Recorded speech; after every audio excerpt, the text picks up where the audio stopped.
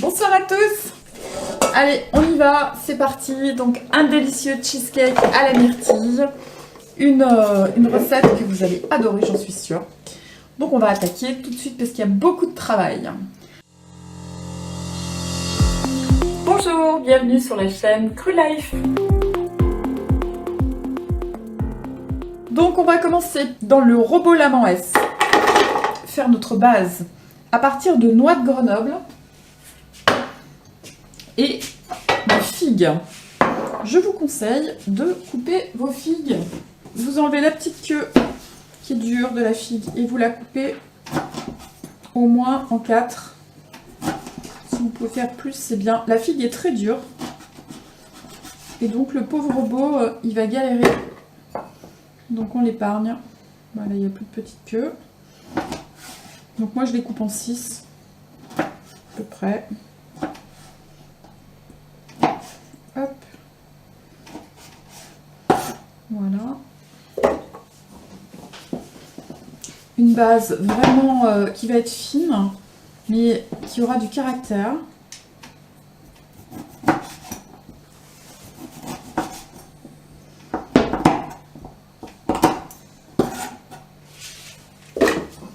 Voilà, donc en figues, il y en a 80 grammes, je ne sais plus si je vous l'ai dit.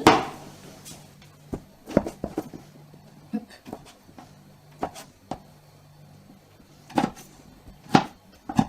Alors, j'espère que mon robot va pas être trop grand. Je vous avoue que je me suis posé la question. On va voir ce que ça donne. L'inconvénient d'avoir un robot familial quand on fait un gâteau pas trop gros, c'est que justement, il faut qu'il puisse avoir matière à travailler. Donc après, vous ajoutez de la cannelle, de la muscade et de la vanille, donc une petite pointe de chacune. Et vous pouvez rajouter du sel. Moi, je ne vais pas le faire parce que j'aime pas trop que ce soit salé sucré. C'est vrai que, voilà, en général, on met toujours un petit peu de sel pour que ce soit exauceur de goût. Mais je trouve qu'il y en a déjà bien assez dans la recette, à mon goût. Donc voilà, moi je préfère mettre comme ça. Alors voyons. Qu'est-ce qui va arriver à nous faire notre robot? Surprise. C'est parti, on pulse. Un bijou.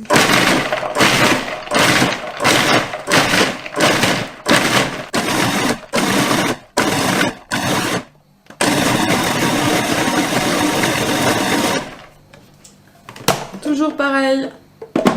Vous prenez votre cuillère et vous allez dans votre préparation sablée voir si ça colle au rebord. Et là ça colle, c'est parfait. Alors je vais refaire encore un petit peu parce qu'il y a encore des gros morceaux.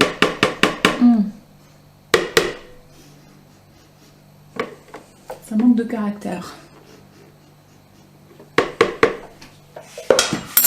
Bon, ça c'est le souci des chefs qui ont toujours un nez. Donc pour moi ça manque de caractère. Donc on va rajouter un petit peu de cannelle, une petite pointe et un petit peu de vanille.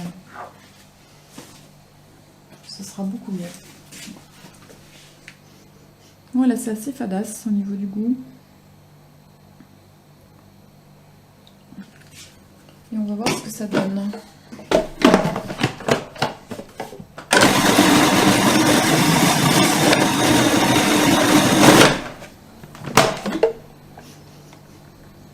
Oui, c'est mieux. Alors, il y a encore des petits morceaux. Moi, j'aime bien comme ça. Je vais vous montrer. Hop, vous voyez.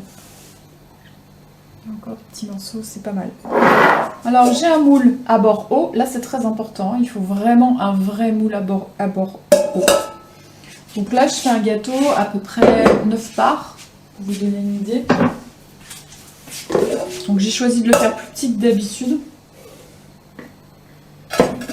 Parce que mes mangeurs n'arrivent plus à suivre derrière. Je fais trop de gâteaux. Bon, après, vous pouvez doubler les proportions si vous avez un grand moule. Là, vous savez que vous avez pour à peu près 9 parts. Si vous voulez faire un gros gâteau, si vous faites un anniversaire et qu'il y a du monde, 18 parts, et ben, vous pouvez bien sûr. Voilà. Là, ça va faire une petite sous-couche, hein, pas très épaisse, mais c'est ce que je veux. Je veux vraiment du cheese, hein. Donc on fait une base parce qu'il en faut une. Et que cette petite couche légèrement avec un tout petit peu de cannelle vient rehausser en fait le reste de la préparation. Mais ça doit vraiment rester, c'est pas l'acteur principal, c'est vraiment un second rôle. Donc c'est important qu'il le reste.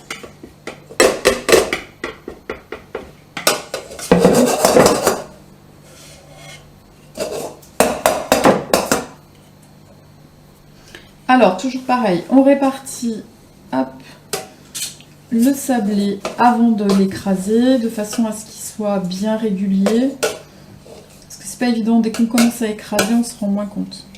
Et après, on presse. Et ça va super bien, hein, presser. C'est vraiment un mélange qui est très facile. Autant il y en a, ils sont difficiles.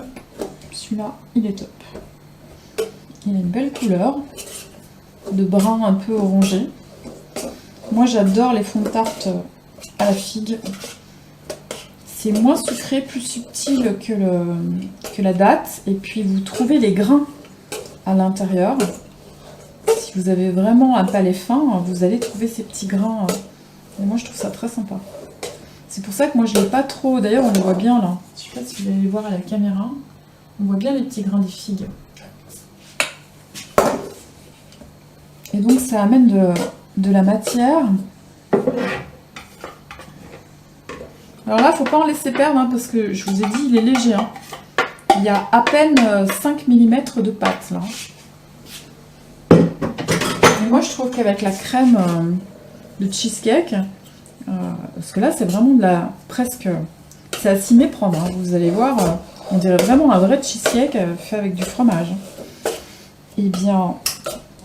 Si vous faites une pâte épaisse au fond, c'est écœurant. Moi, je trouve ça écœurant. Là, d'un gâteau traditionnel américain, on va en faire une recette fine et subtile.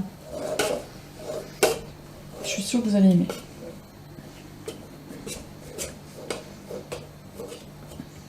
En fait, j'ai eu la chance d'en goûter que des bons. Donc du coup, c'est vrai que je dirais le cheesecake basique, j'ai du mal quoi. Je trouve que ça manque un peu de... Par contre, dès qu'il est un peu raffiné, un peu élaboré, ça devient vraiment un grand gâteau quoi. Et ce que j'ai pu trouver avant de cuisiner dans le cru, ça me convenait pas du tout. D'ailleurs, il y en a très peu. Voilà, là la base elle est tip top, vous pouvez la mettre au frigo. Moi je vais la mettre au frigo, comme ça va refroidir le moule pour la préparation de crème, ce sera mieux. Voilà, donc là votre base est faite. Donc on va s'attaquer à notre fromage. Donc je vais faire un module peut-être la semaine prochaine sur les fromages. Donc vous allez apprendre plein de fromages différents. Fermentés bien sûr, celui-ci l'est. Donc il se fermente en vide d'air, donc j'ai mis un récipient qui chasse l'air, d'accord. Et donc vous avez un fromage que j'ai réalisé il y a 12 heures, qui sont super bons déjà. Mais il n'est pas fini. En fait, il lui manque des choses. Alors on va le faire ensemble. Il lui manque une pointe de sel, ça c'est fait. Il lui manque une pointe de citron. Il lui manque les 3/4 d'une cuillère de coco désodorisé. Alors certains mettent dans les fromages du coco normal. Vous pouvez, hein. Mais moi, quand je mange du fromage, j'ai pas envie d'avoir un goût de coco. Donc, je mets du coco désodorisé. Mais c'est moi. Donc, j'assume complètement ce choix qui est personnel. Donc, voilà. Les 3/4 d'une cuillère à soupe. En sachant qu'elles sont pas très grosses. Donc, vous pouvez mettre peut-être un peu plus. Elles sont petites, mes cuillères. Vous pouvez mettre un petit peu plus de coco et un petit peu de citron, donc normalement c'est une demi-cuillère à soupe.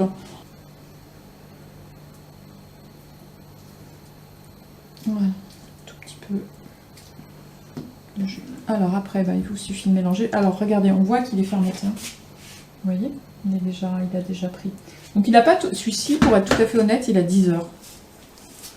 Il a été réalisé avec 150 g de cajou, avec une cuillère à soupe de miso, avec 90 g d'eau. Et moi, je rajoute une cuillère à soupe de lactofermentation.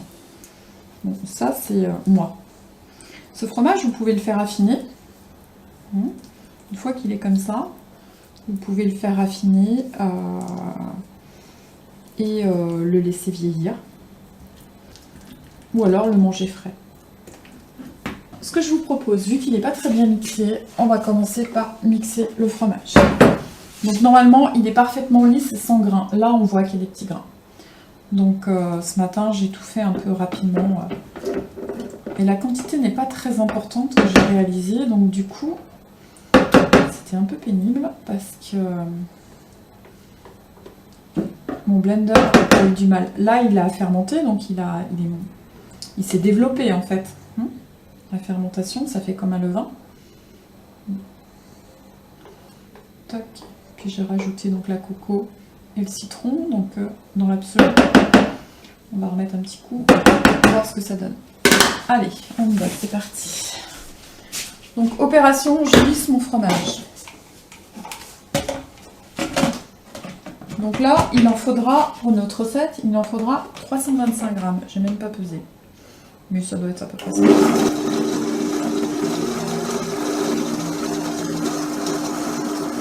Je vais rajouter mes noix de cajou. Ça va mettre de la matière.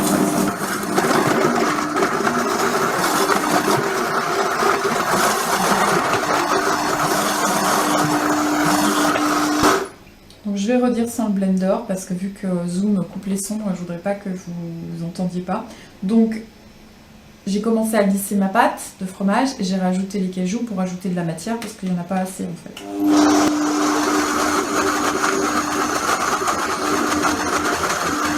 Donc là, vous l'avez compris, l'objectif c'est de faire une pâte lisse. On va y arriver. Donc, hop.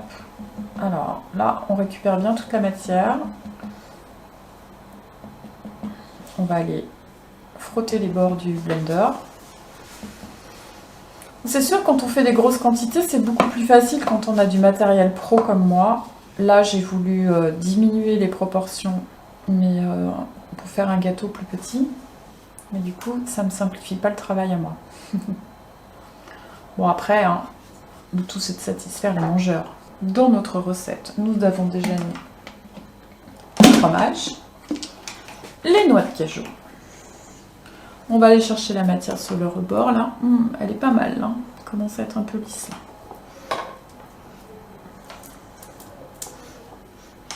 Bon, je confirme, hein, ça sent le fromage. Hein. Surtout que pour l'instant, j'ai pas mis de sucre. Donc, ça sent bien le fromage.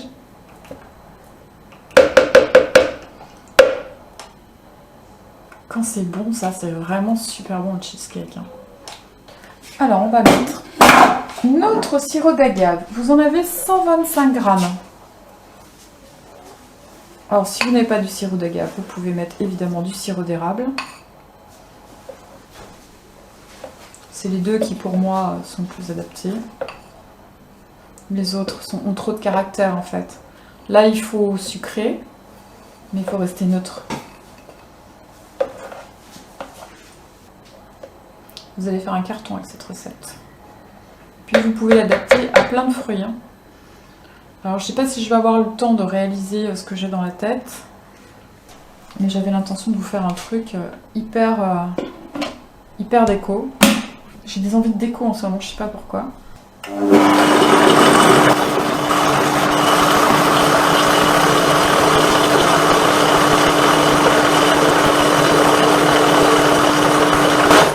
Vous allez pouvoir ajouter le citron, donc à peu près une cuillère à soupe et demie en gros. Hop. La texture elle commence à bien me plaire. Donc.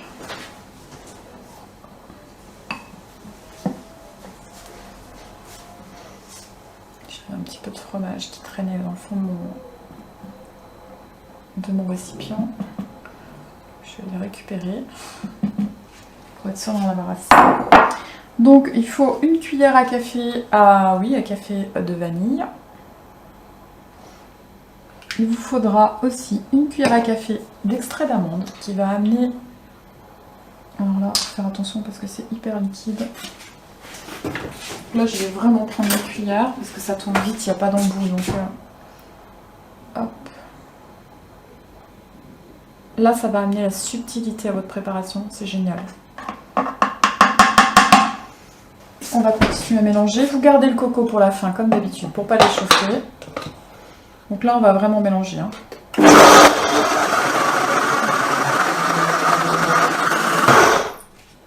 Ce robot est un bijou. Waouh, alors là, elle est juste extra. Voilà, donc là, nous pouvons rajouter nos 165 g de coco, toujours désodorisé. Hein. Donc, je le redis, vous pouvez tout à fait mettre de la coco classique si vous êtes puriste. Parce que, évidemment, la coco déshydratée, elle n'est pas tout à fait crue. Hein. Alors, vous pouvez mettre de la coco normale. Ça va, le goût sera subtil, hein, ce ne sera pas hyper puissant en coco, hein, parce qu'il n'y a pas une quantité très importante par rapport à la préparation totale. Mais si vous avez un palais fin, moi je vous conseille de mettre de la désodorisée. Ce sera bien meilleur au goût.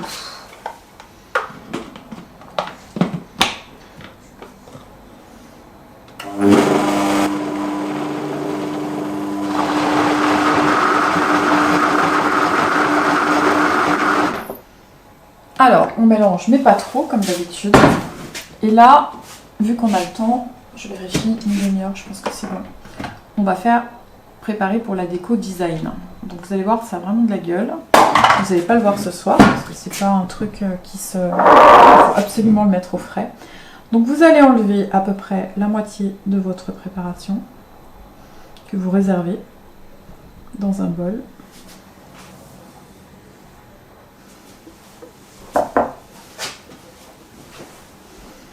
Donc là, ce sera notre cheesecake nature. Vous allez voir comme c'est chouette pour le faire. Et c'est tout bête en fait. Moi je trouve que c'est vraiment pas compliqué. Tac. Bon après c'est vraiment des petites choses de pâtissier. Hein. C'est voilà, c'est comme tout, hein. Ça s'apprend. Moi je sais que le cheesecake, je l'ai découvert par un grand chef pâtissier il y a très longtemps à Paris. Hop, dans un grand palace. C'était la première fois que j'en mangeais. On s'est moqué de moi d'ailleurs. J'avais déjà une vingtaine d'années, je sais pas, peut-être 22, 23 ans. T'as jamais mangé de cheesecake? Je dis bah non, jamais.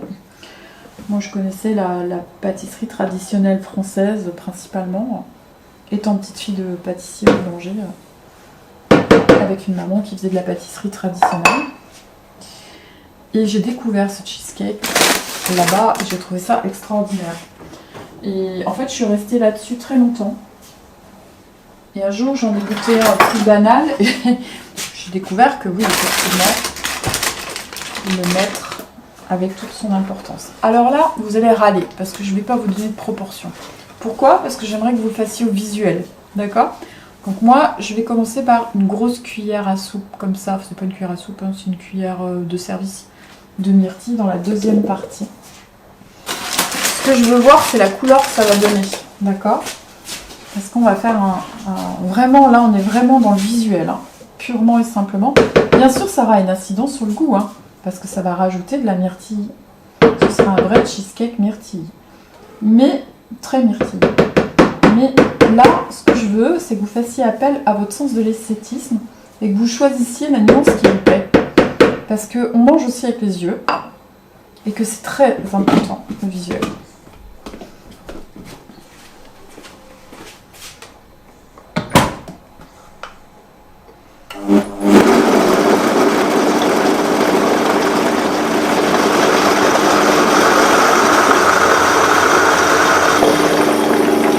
Pour moi, il n'y en a pas assez. Donc, moi, je vais en mettre une deuxième cuillère. Je vais vous donner les proportions, comme ça, vous ne râlerez pas. Vous serez tout content. Et moi, quand vous êtes content, je suis contente. Donc, hop.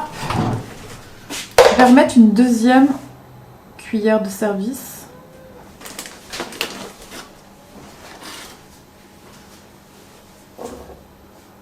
Donc il y en a 52 grammes. Donc on va dire rajouter 100 grammes de myrtille.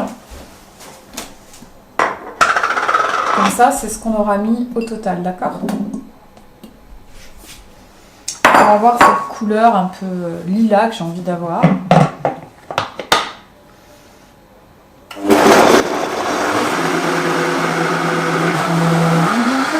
Waouh! Ah, la couleur, j'adore. Bon, j'ai deux couleurs préférées, c'est le rose et le violet. Mais là, on est dans un violet tendre magnifique. Ça va déchirer. Vive la déco!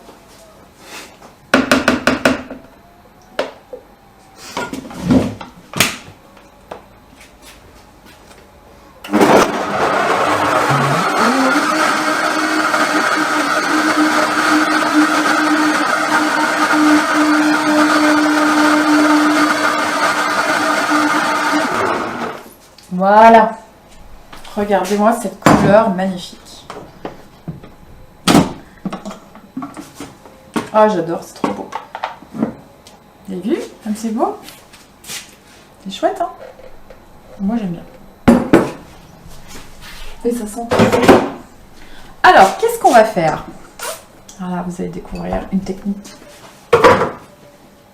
pâtissière. Alors, on va prendre notre moule qui est au frais. On va prendre notre moule qui est bien frais. On va prendre 2 cuillères et 2 petites palettes. Je vais peut-être reprendre celle-là. Ouais, je vais reprendre celle-là. Donc cette cuillère de service là, d'accord? Donc on va commencer par faire notre présentation. Vous allez prendre une cuillère de lilas. Hop. Que vous mettez au centre. D'accord? Donc ça, ce sera la palette lilas.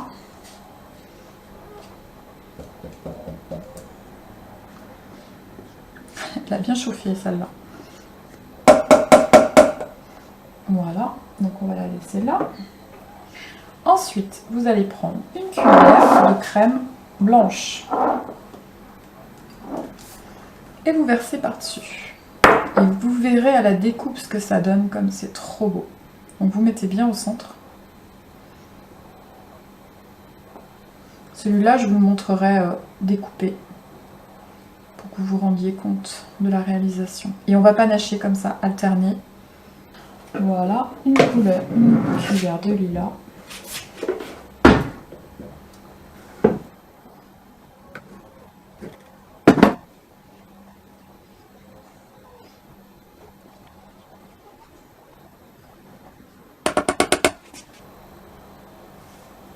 À la palette de crème blanche.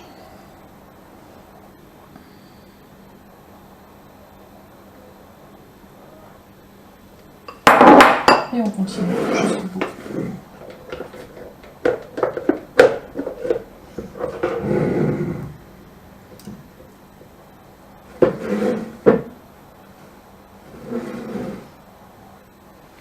Donc en fait, ça va pas vraiment se mélanger, ça va faire des strates. Et vous verrez, ça fait un joli dessin.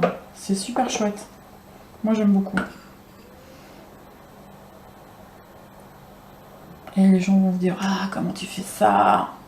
C'est pas très compliqué, hein.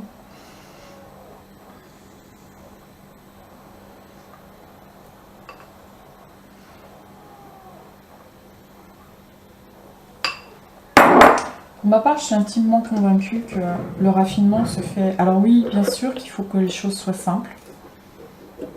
Des recettes avec pas 50 000 ingrédients, des saveurs qui se marient, mais pas 10 000 saveurs. Mais le visuel, il faut saliver avant de manger quelque chose. Il faut que vous en ayez envie, vraiment, pour l'apprécier pleinement. Donc pour ça, ben, déjà, il faut qu'il vous fasse envie. Et quand c'est trop épuré, ben oui, on peut admettre que c'est joli, que c'est moderne, ok. Mais c'est pas forcément hyper appétissant, hein.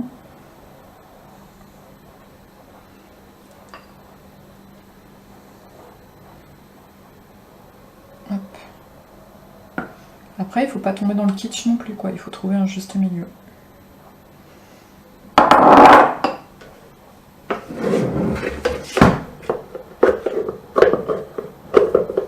On arrive bientôt au bout.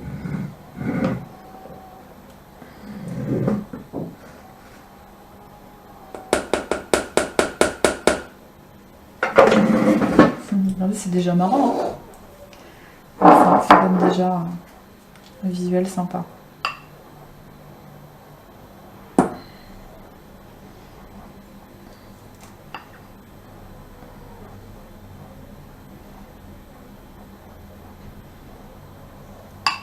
Alors, après, vous pouvez soit finir par une couche blanche et avec le glaçage venir faire des petits cœurs.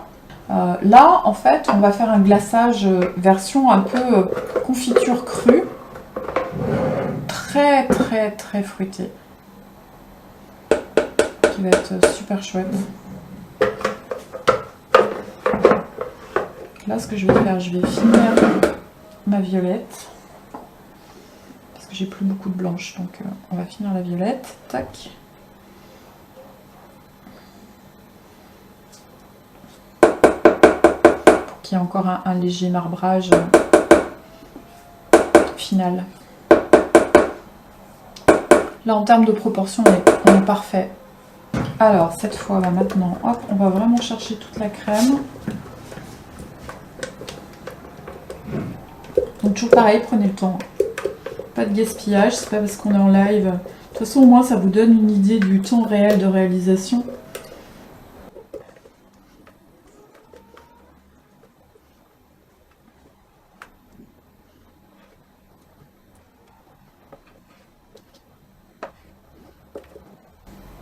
Et ça l'a vachement allégé, en fait. Le fait de rajouter 100 g de myrtille, ça l'a rendu vraiment fluide. J'aime beaucoup, moi.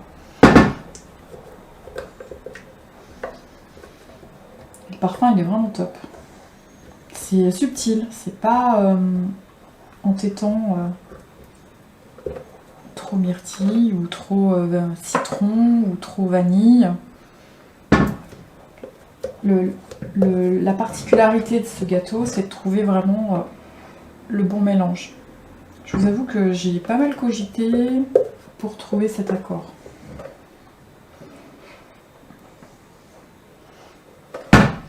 Voilà, j'arrive à peu près au bout. On va finir par notre crème blanche.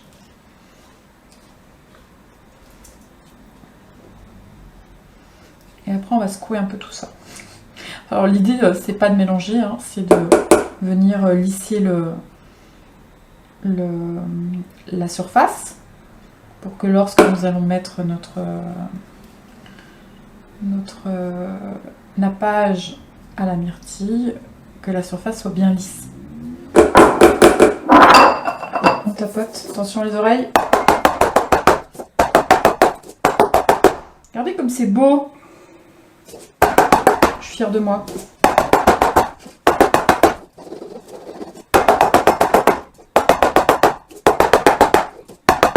J'arrive bientôt. C'est vraiment deux textures différentes, donc ça se mélange pas vraiment. Alors, un petit coup au frais. Ça va vite prendre normalement, parce qu'il y a quand même pas mal de coco.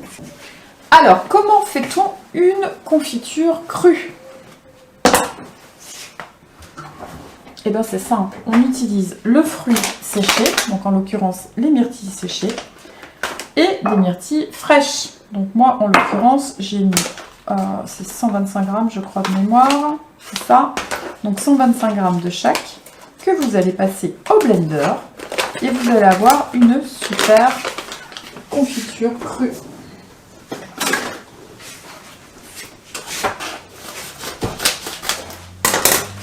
Hop, donc il vous faut le petit blender qui va bien. Donc ce que je vous conseille, c'est de mettre d'abord dans votre... Si c'est un blender inversé comme le mien, c'est-à-dire dans la partie loin des lames, vous mettez d'abord les sèches. Et vous commencez par les fraîches. Parce qu'en fait, près du blender, elles vont créer une purée qui va se mélanger ensuite avec les myrtilles sèches. Ça, c'est pareil, hein, c'est un petit truc à retenir. Mettez toujours la partie fraîche ou la partie liquide près des lames pour entraîner la suite, surtout quand on cherche à faire comme là quelque chose de condensé qui va servir à napper, donc il ne faut pas que ce soit fluide, pas trop en tout cas, mais quand même mélangé.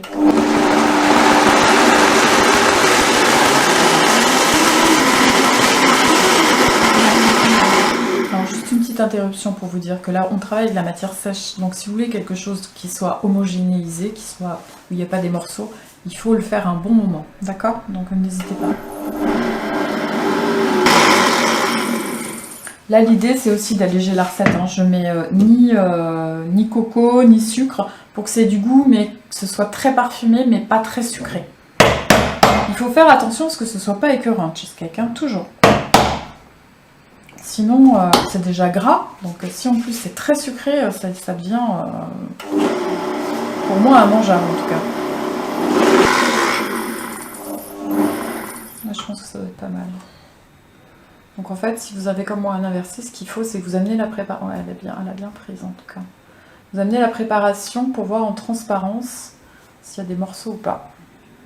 Il y en a encore un petit peu. Et ben allez.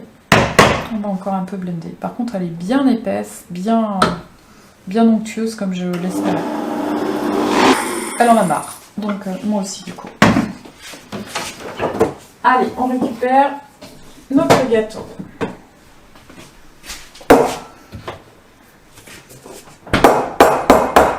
Donc n'étant toujours pas super plat, on va essayer d'arranger les choses. Bon, pas super plat, mais c'est pas grave, ça va lui donner du charme, hein. Alors,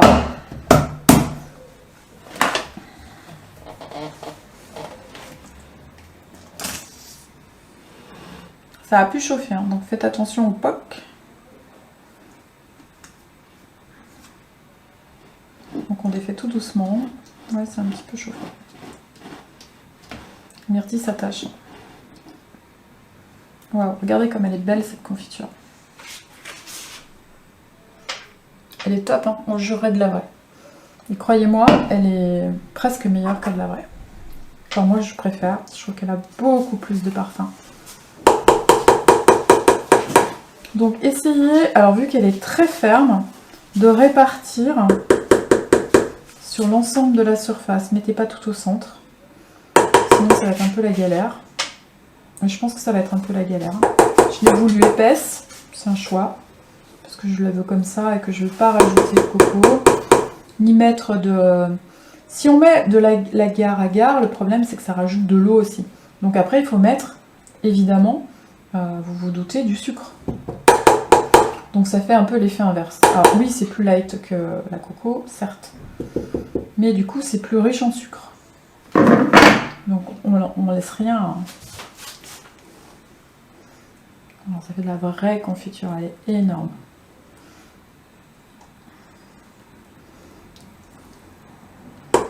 Vu que c'est un de mes parfums préférés, j'aime bien faire des yaourts à la myrtille. D'ailleurs, le prochain que je ferai avec une confiture comme ça. Au lieu de faire, d'habitude, je mets avec des myrtilles entières. C'est bon aussi, mais comme ça va être encore plus parfumé. Plus sucré, mais naturellement, quoi.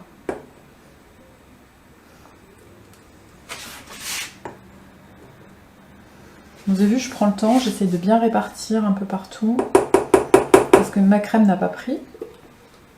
Normal, hein, je ne l'ai pas laissé longtemps. C'est un choix, hein, j'aurais pu attendre et faire mon glaçage après, et puis y aller comme un bourrin, taper, ça aurait tout réparti. Donc voilà, là j'ai envie de vous montrer la recette finalisée. Donc du coup, on va s'armer de sa grande délicatesse. Et on va essayer de recouvrir la surface sans mélanger avec la crème. C'est pas évident, hein. On va y arriver. Alors l'intérêt, c'est que même si vous n'avez pas réparti, elle ne va pas figer comme le reste. Le reste va devenir très dur. Donc vous pouvez attendre et puis finaliser votre lissage quand la crème de dessous aura bien prise. D'accord? Là, je vais pas le faire. Je vais vous le faire en live. Donc, je vais pinailler un peu. Mais pas tant que ça, vous allez voir. Tac.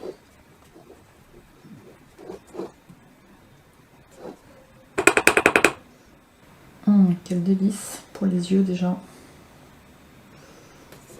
Cette couleur est magnifique. Et quand vous allez découper votre gâteau, vous aurez ce mélange de vanille, en couleur hein, je parle, vanille, lilas, et puis dessus ce violet très foncé, presque noir. C'est super beau. Et là-dessus, vous rajoutez une petite pensée, puisque la pensée va très très bien à déguster avec les desserts.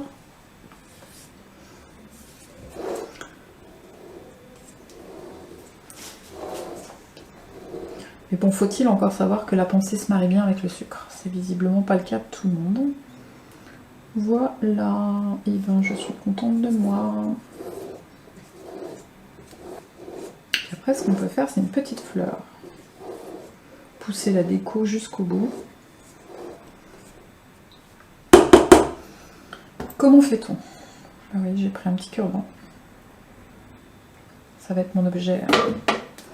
Alors, on fait une petite spirale. Ouh, ça se fait pas bien. Ça se fait pas bien parce qu'elle est tellement dense. C'est pas grave.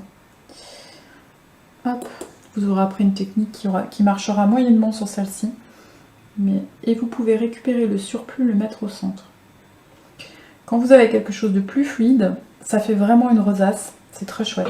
Et là, c'est vrai qu'elle est tellement dense. C'est pas grave. C'est sympa quand même. Hop, et voilà. Au frais, et là vous le laissez au moins 4 heures. Donc ce soir il ne sera pas dégusté, il restera au frais. Et demain ce sera un délice pour tous. Et voilà.